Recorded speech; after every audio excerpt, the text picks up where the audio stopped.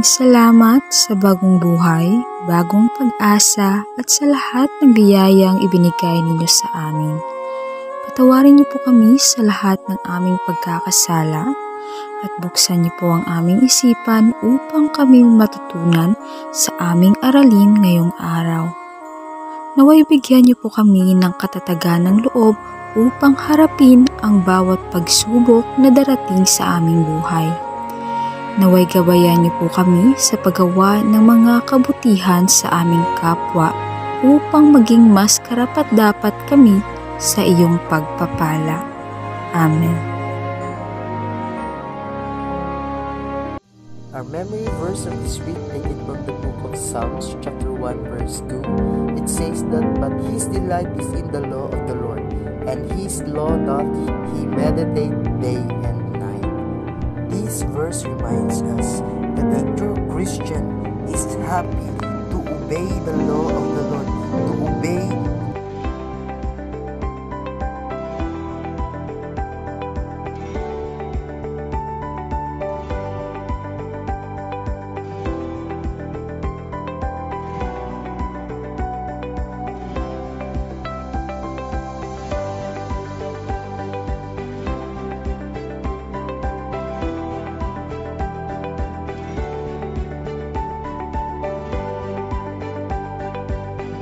tungkol sa sinaunang Greece.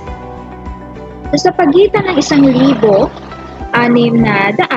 at 1,400 BCE o before Common Era, naging sentro ng sinaunang Grisya ang mabundok na bahagi ng tangwayin ng Balkan sa timog at ilang mga pulo sa karagatan ng Aegean.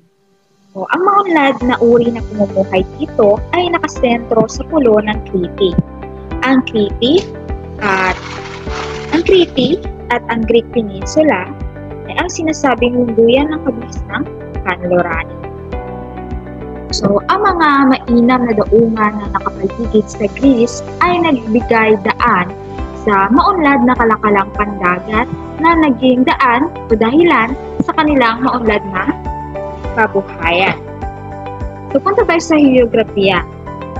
Bukas ang kanilang daungan para sa mga mangangalakal at ito ay matatagpuan sa timog silangan ng Europa at sa Balkang Peninsula. So, may 1,000 pulo. So, composed ito ng 1,000 pulo. Crete ang pinakamalaking pulo na matatagpuan sa Greece. So, 75% ng kalupaan ng Grisya ay kabundukan, babato, hiwa-hiwalay, mabundok, at hindi patag ang lupain.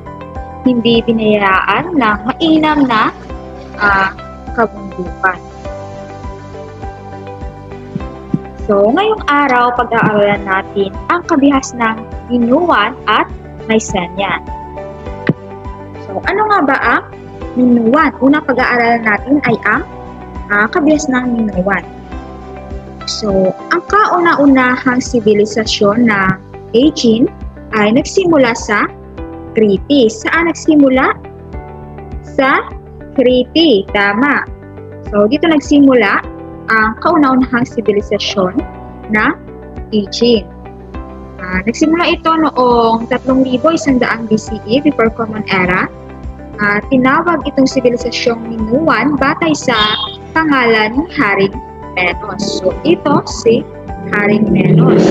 Mamaya, pag-aaralan natin kung sino nga ba talaga ang haring ito. So, ngayon, si Haring Menos daw isang maalamat na haring sinasabing nagtatag ng sibilisasyon ito. So, ayon sa alamat daw, siya ay ang nagtatag ng Crete. Tinatawag ang kabihasnan ito na Minoan dahil hango ito sa pangalan ni Haring Menos na nagtatag ng Crete. So, si Haring Menos ay kilalang maalamat na hari sa isla ng Crete or Crete noong panahon ng kabihasnan ng Minoan. Isinunod sa pangalan niya ang kabihas ng Minoan ng arkeolohiyong si Arthur Evans. Sinasabing siya ay may palasyo sa Knossos, isang lugar na matatagpuan doon sa Crete. So, ang Crete ay isa sa pinakamalaking lugar na matatagpuan sa Greece, tama. At sinasabi daw na si Haring Minos, sinasabing siya ay may palasyo daw na matatagpuan sa Knossos na may nakatagong labyrinth. Ano naman itong labyrinth? Ang labyrinth ay isang lugar na pasikot-sikot o parang maze. So ito ay ang daan papunta sa labasan. Ang ipinagawa kay Daedalus, isang bihasa at kilalang manggagawa or craftsman. So, sa panahon nila noon. So, meron ito raw, ang maze na ito ay may nakatagong tinatawag nilang Minotaur. So, ano yung Minotaur? Ito ay isang nilalang na may ulong turo at katawang tao. So, bali yung katawan niya, formang tao talaga, ngunit yung ulo niya ay kamukha or kagaya ng turo. So, ito raw ay nakatago sa loob ng labyrinth na matatagpuan sa lugar ng Knossos, kung saan doon nakatayo ang palasyo ni Haring Minos. So, ito ay ang larawan ng labyrinth. So, paikot-ikot talaga siya, pasikot-sikot. Ngunit ito ay nagsilbing daanan palabas sa lugar ng Crete. So, noong 1898, natuklasan ni Sir Arthur Evans, isang arkeologyong Ingles ng mga natagpuan niya mga labi ng Knossos sa gitnang bahagi ng Crete. So, batay sa mga ebidensya, ang Knossos ay isang maunlad na lugar ng mga Minoan. Kinilala ang mga Knossos bilang isang makapangyarihang lungsod at sinakop nito ang kabuuan ng Crete. So, sinasabi ang Crete ay isa sa pinakamalaking lungsod na matatagpuan sa Greece. Ngunit, ito ay nasakop ng Knossos. Dito matatagpuan ang isang napakatayog na palasyo na nakatayo sa 2 ektaryang lupain. So, napapaligiran ito ng mga bahay na bato. Ang mga pader ng palasyo ay napapalamutian ng iba't ibang makukulay na larawan at disenyo. Mayroon itong mahigit na 8,000 silid at may mainam na drainage system. Ang palasyo ay nasira ng sunod-sunod na nasira ito ng mga sunod-sunod na sunog at iba't ibang natural na kalamidad sa pagdaan ng panahon. So, ito yung larawan ng labyrinth na matatagpuan sa Knossos.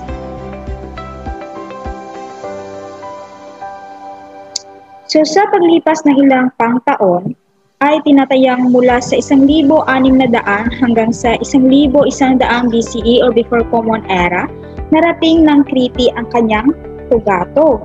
Umunlad ng husto ang kabuhayan dito, dulot na rin ng pakikipagkalakalan ng mga Minoan sa mga gitnang silangan at sa paligid ng Aegean. So, dumami ang mga bayan at lungsod at ang Knossos ang naging pinakamalaki. So, ang Knossos ay naging part na rin ng lugar ng Crete. So, ang sibilisasyon ng Minoans ay tumagal hanggang sa mga 1,400 BCE or before Common Era. Nagwakas ito ng salakayin ng Knossos ng mga di kilalang mga mananalakay na sumira at nagwasak sa buong pamayanan. Tulad ng inaasahan, ang iba pang mga lungsod ng mga Minoan ay bumagsak at isa-isang nawala. So, yun yung dahilan kung bakit bumagsak ang sibilisasyong Aegean na nagsimula sa Crete.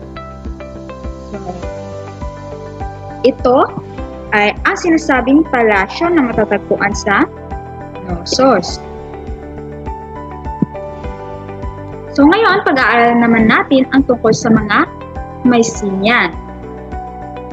So, ang mga Mycenaean ay nagmula sa katimugang Russia na nandayuhan sa Balkan Peninsula. So, dahil natalo na nga yung mga Minoans, so, pumunta ang mga Mycenaean sa lugar ng Crete. So, sila naman yung mga taong nanirahan doon sa lugar ng Greece noong 2000 BCE, so before Common Era.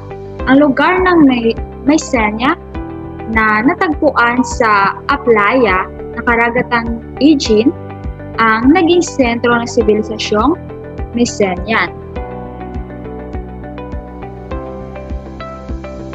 So dahil nga natalo na yung mga Minoans at napaalis na sila sa lugar ng Crete, so pumunta doon ang mga Mycenaean na galing na Russia. So sila naman yung nanirahan doon sa lugar ng Crete. At ang mga Mycenaean, so karaniwan ng mga gamit nila sa pakikidigma ay kalasag. So yun yung mga ginagamit nila sa kanilang pakikidigma, sibat at espada. Napapaligiran ng makapal na pader ang mga lungsod upang magsilbing pananggalang sa mga maaaring lumusob dito. So, ginawa nila ng pananggalang ang kanilang lugar upang maprotektahan sila sa mga tao o sa mga grupo na nagtatangkang sumakop sa lugar nila. So, tinangkilik ng mga Mycenaean ang kultura ng mga Minoan.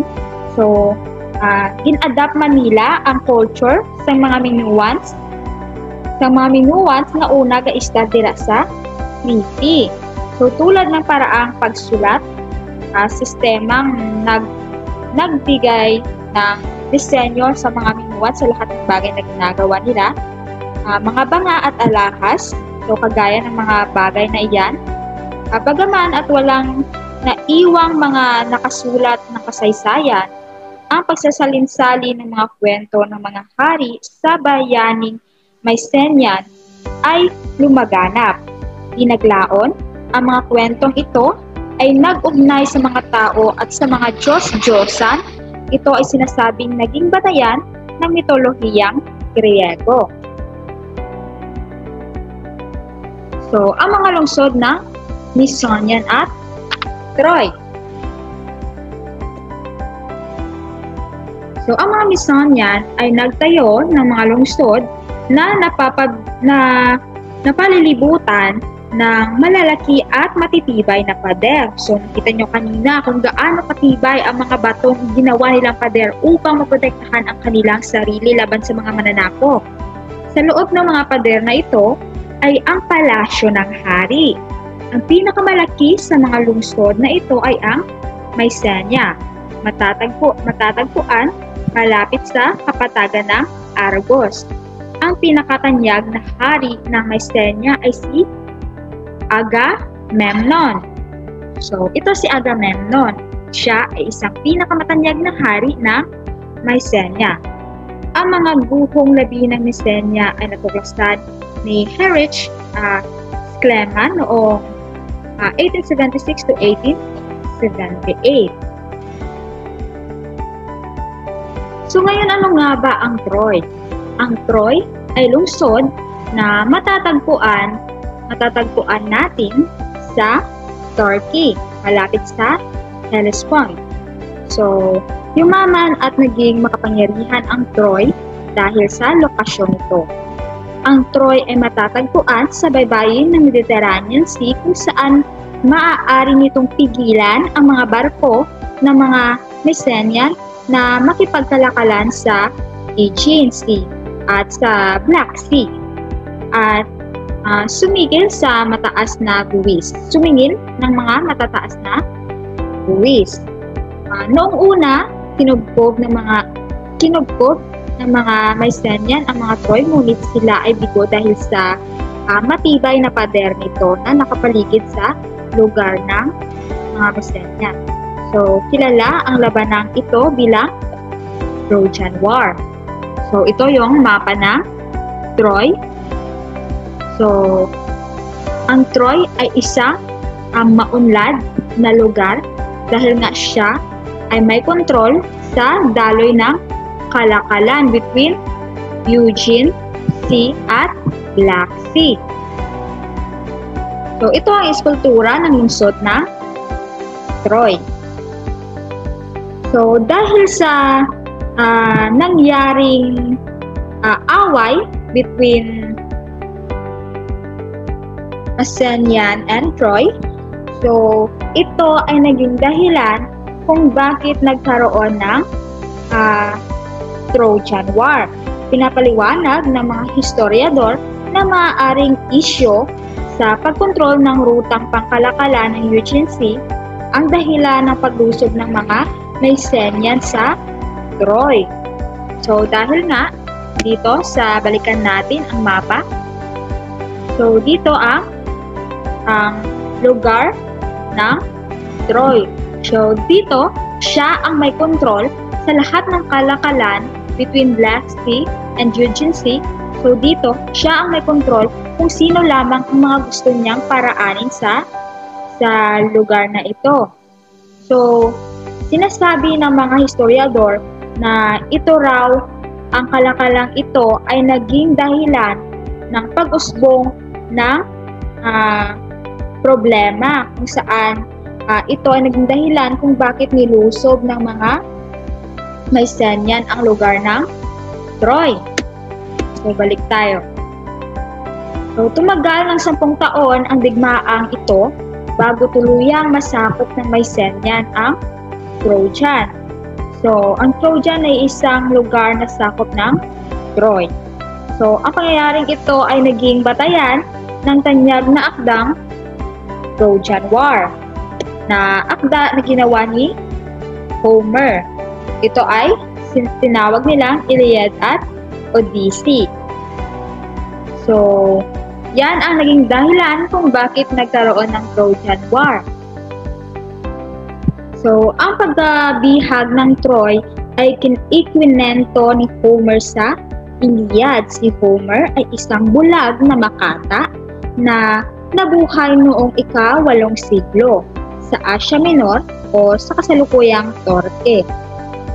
Ang Iliad ay isang epiko na naganap na labanan at umiinog sa kwento ni Achilles, isang mandirigmang Greek, at ni Hector, isang prinsipe na Trojan. So, si Hector ang prinsipe na Trojan. So, yun yung dahilan kung bakit sinulong o nakipagdigma ang mga Mycenaean sa mga Troy. At yun yung dahilan kung bakit natalo ng Mycenaean ang Troy.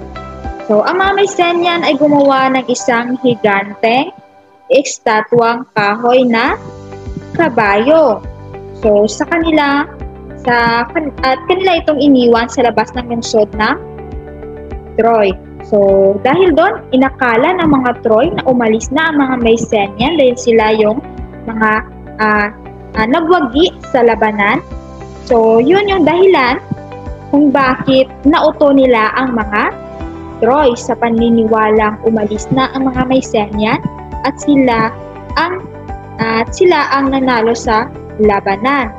So, nauto nila ang mga Troy. So, kaalam ginigaliya sa mga Mycenaean.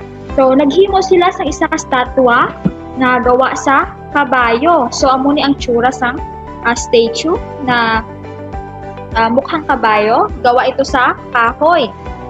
So, nilagay nila ito sa labas ng lugar ng Troy. So, abi sa mga Troy, sa mga tao dito sa Troy na sila ang nagdaog. Abi nila, daog na kay naglakat na ang mga Mycenaean. Nahadlok sila sa aton pero wala sila gali kabalo na hindi nila alam, ningit sa kaalaman nila at pinasok nila yung statwang iyon mula sa labas ng Troy, pinasok nila sa loob ng kanilang lugar. At syempre, tingin sa kaalaman nila na yon ay isang patibok. So wala silang kaalam-alam na ang statwang iyon sa loob ng statwang iyon, nandoon pala yung mga sundalo ng Mycenaean. So akala nila umalis na yung mga Mycenaean at sila yung nanalo. Yun pala, yung statwang ginawa ng mga Mycenaean na isang kabayo, nandoon pala sa loob nun ang mga sundalo ng mga Mycenaean. So dahil ipinasok ito ng Troy sa kanilang lungga, binuksan nila ito. Binuksan ito sa rangkahan ng lungsod at nakapasok din ang marami pang kasamakang sundalo. So, hindi nila alam na ang sa loob pala nito ay mga sundalo ng mga Mycenaean. So, andito na sila sa loob. So, hindi nila alam na dahil dito ay maiisahan sila ng Mycenaean. Sinunog ng mga sundalong Greek ang Troy. Ang mga guhong labi ng Troy ay natuklasan ni Scema noong 1876. So, yun yung naging dahilan kung bakit natalo ng Mycenaean ang lugar ng Troy. So, next punta tayo sa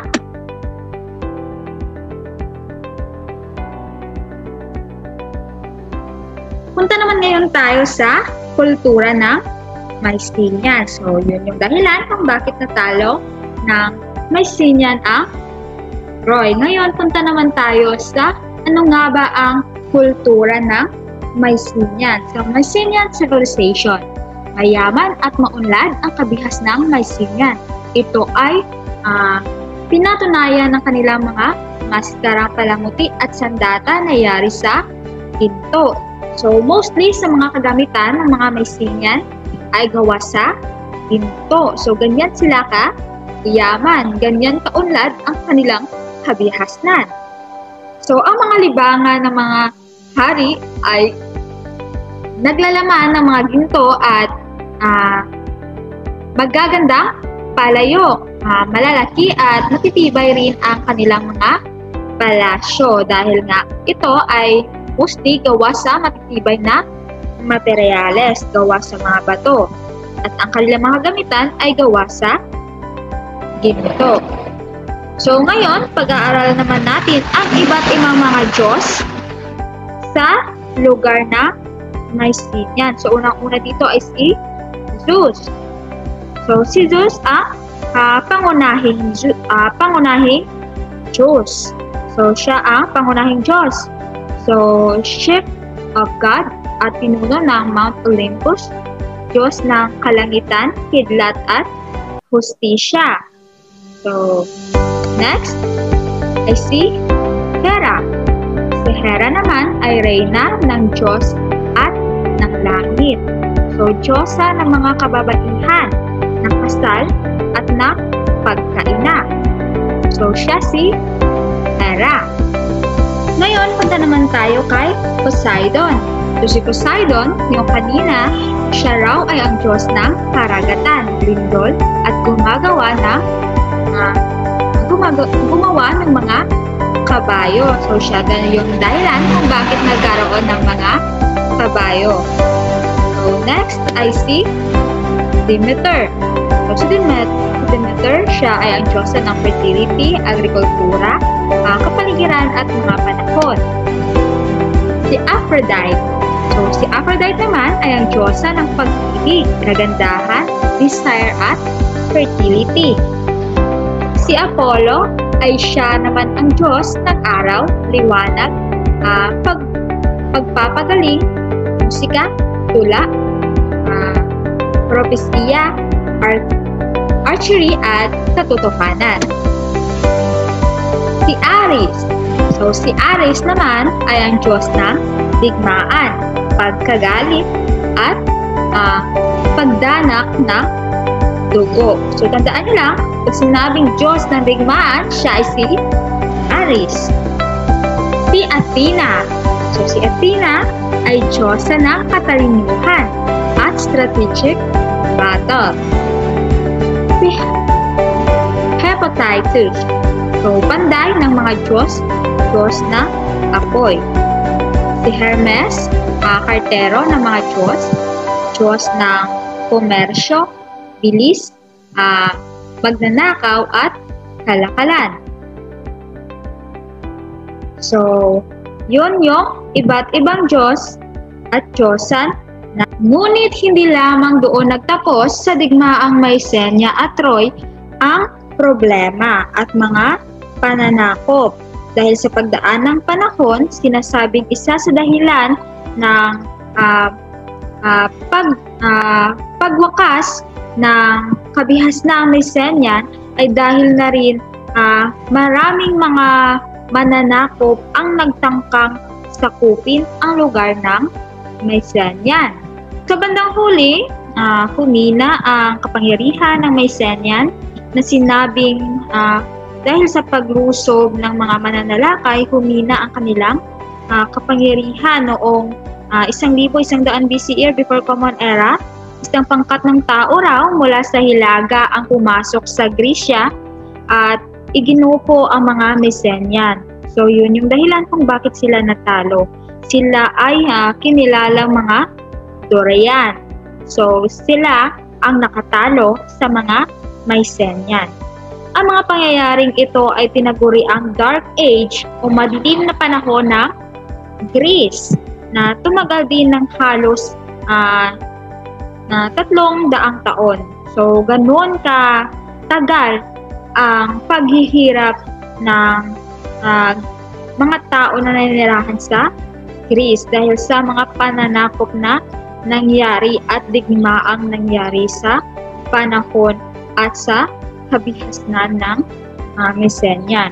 Mula sa labi ng madilim na panahon, unti-unting umusbong ang Ionia, ang isang bagong sibilisasyon na mabilis ding lumaganap sa kabuuan ng Grisya or Greece. Ilang pamayanan ng baybayin ng Gresya na tinawag ang kanilang sarili na Hellenes or Greeks. Nagkaroon ng malaking bahagi ng sibilisasyong ito at kinilala ito sa kasaysayan bilang isang sibilisasyong Helleniko. Ito ang kasaysayan bilang isang sibilisasyong Helleniko mula sa kanilang tawag na Grisya na Hilas at ito ay tumagal mula 8,000 before Common Era hanggang sa 40,000 before Common Era at naging isa sa mga pinakadakilang sibilisasyong naganap sa kasaysayan ng daigdig. So, ang kabihasnang Helleniko ay ang huling kabihasnang naganap sa Greece.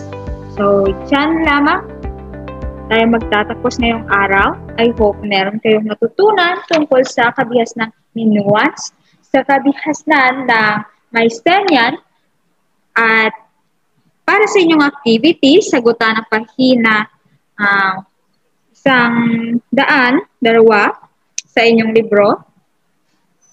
At I hope meron kayong natutunan sa ating aralin ngayong araw tungkol sa iba't ibang Diyos, tungkol sa kung paano natalo ng Mycenaean ang lugar ng Troy, tungkol sa kultura ng Mycenaean at tungkol sa kultura ng mga Minoans at sa kanilang mga hari, Diyos at Diyosan. So maraming salamat sa inyong pakikinig at partisipasyon, naway nadagdagan ang inyong kaalaman. Thank you everyone and God bless.